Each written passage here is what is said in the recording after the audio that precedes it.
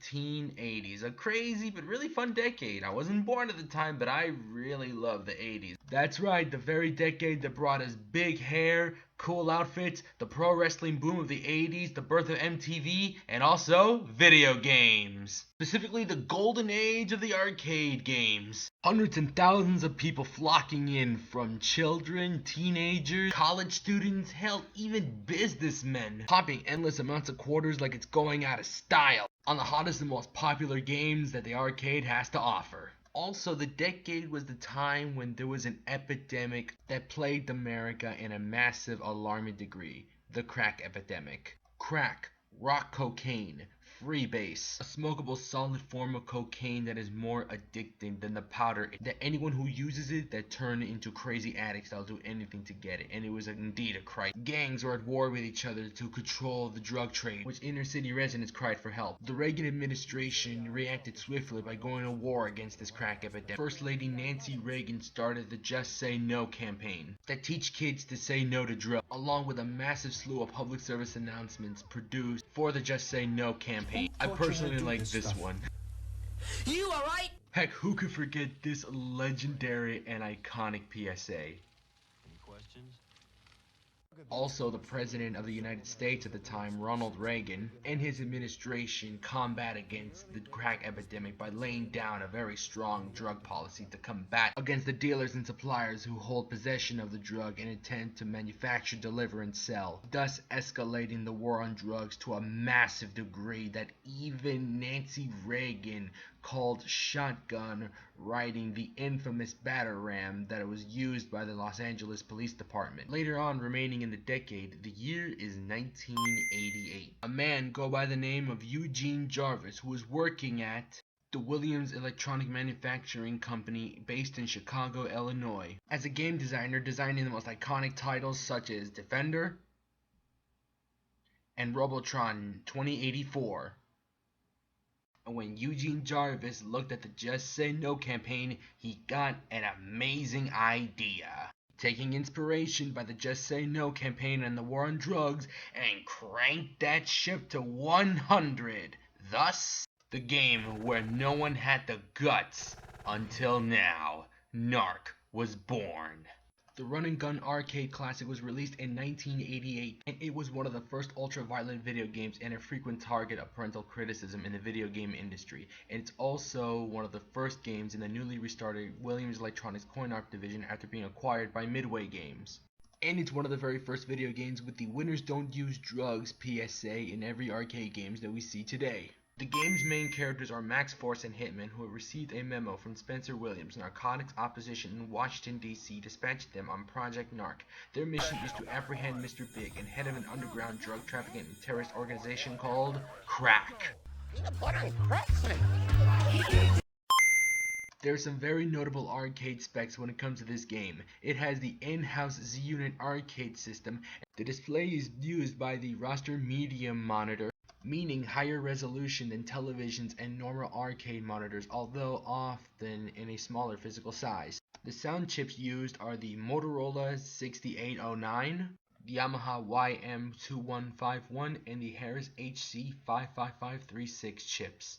And it's also the very first arcade game to use the TMS 34010 32-bit processor with graphics orientation instruction built-in system, which Midway uses in different arcade titles such as High Impact Football, Smash TV, and of course the very famous franchise that put them on the map. What helped this game stand out from the rest at the time is the use of digitized actors. Jarvis and the rest of the team who was working at this title at the time were experimenting with the use of a video camera, people wearing costumes, and videotape the characters individually. They feed the footage and the images onto a computer and turn them into game sprites, which helped the game stand out from the rest, in contrast to the other titles that were at the time that used hand-drawn game sprites. This cutting-edge visual technology gave Midway the cutting-edge style that helped them stand out in future titles, such as, of course, Mortal Kombat. The gameplay is simple and it's easy to pick up and play right away. Player 1 plays as Max Force and Player 2 plays as Hitman. There's 4 buttons to use: the machine gun, the jump, crouch, and the rocket launcher. The objective is to shoot enemies you come across and collect cash, confiscated contraband, and arrest enemies to get extra points. Also getting save key cards in order to move on to the next level. Cash is worth 1,000 points, contraband is worth 2,000 points, and bust is worth 5,000 points. This game has 6 levels. Level 1 you take on an army of foot soldier drug dealers, bald-headed joint dealers. Then level 2 you face this Billy Idol looking heroin dealer that throws heroin filled needles like throwing stars and he'll drain your health very quickly.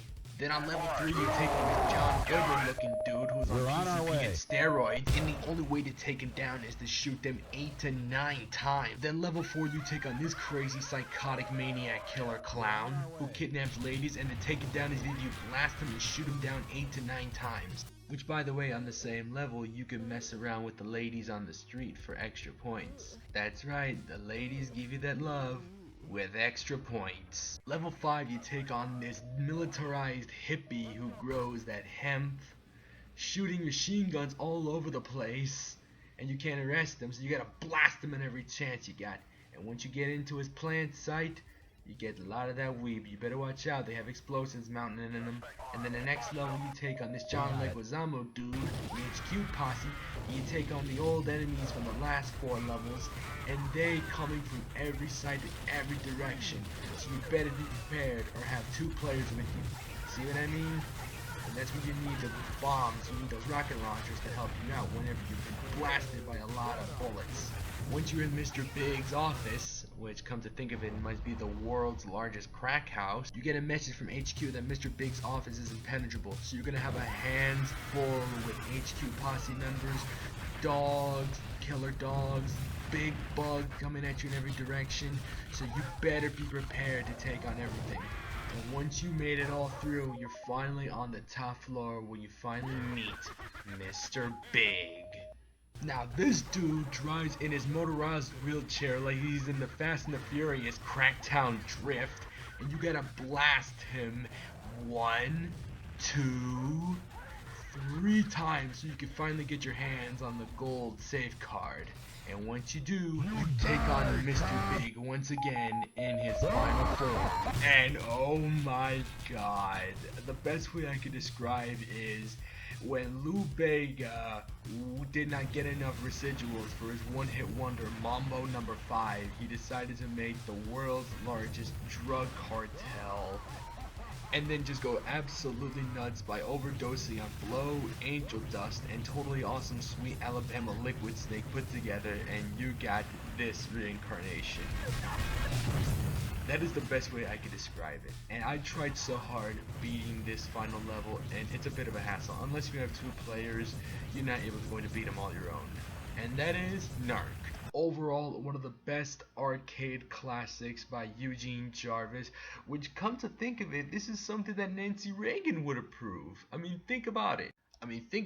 Playing as cops holding machine guns and rocket launchers, putting a stop to drug pushers while saying a positive message in the process? Not a bad idea. I highly recommend to find this at your local arcade or play it at the emulators.